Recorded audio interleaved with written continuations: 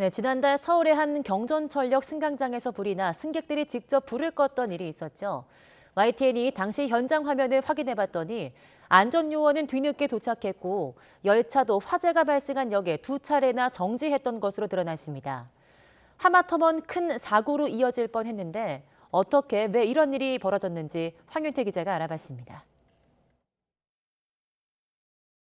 한 남성이 지하철역 승강장 쓰레기통에 불을 붙이자 금방 연기가 피어오릅니다.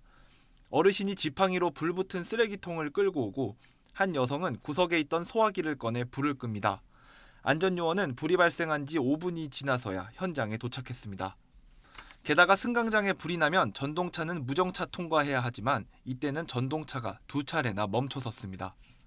사고가 났던 4.19 민주묘지 앞 승강장입니다. 간이 영무실까지는 채 10m도 벌어지지 않는데요. 정작 상주하고 있는 안전요원이 없어서 화재나 대형 사고에 취약하다는 단점이 있습니다.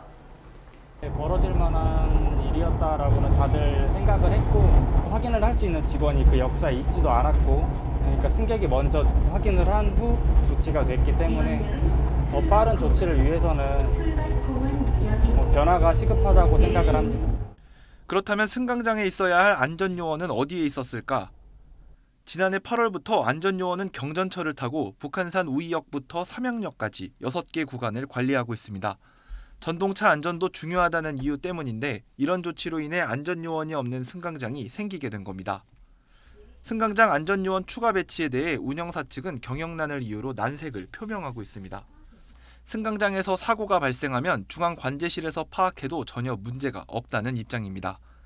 사람을 추월하면 인건비가 필요하잖아요. 그거를 해결이 안 되기 때문에 우리는 저희도 추원을 하고 싶어도 못하는 형편입니다. 저희는 그거를 보완하기 위해서 CCTV라든가 이런 거를 많이 보고 하는데 하지만 즉각적이고 효과적인 승강장 사고에 대한 조치가 어렵다는 지적이 여전히 나옵니다. 최소한 역에는 있어야 하는 상황이 발생합니다. 역에 있어야 화재나 아니면 승객이 다쳤을 때 구호를 할 수 있고요.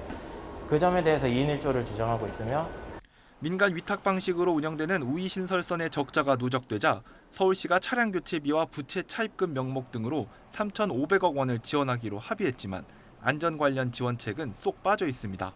올해 말까지 지금 계속 기간이 되거든요. 예. 네, 그래서 아직 뭐 구체적으로 지금 이렇게 하자라는 부분까지는 얘기하는 단계는 아니고 원론적인 얘기만 지금 되어 있고 화재 같은 경우는요, 스프링쿨러나 뭐 이런 것들이 보강을 많이 시켜서 사람이 없더라도 불나고 이러면은 빨리 그냥 시스템으로 소화할 수 있게 만들어 놔야죠, 일단은. 2030년대까지 서울에 설치 완료되는 경전철 노선은 우이신설선을 포함해 모두 10개. 비용 절감을 내세우다 큰 사고로 이어진 일이 빈번했던 만큼 무엇보다 안전대책 마련이 절실해 보입니다. YTN 황윤태입니다.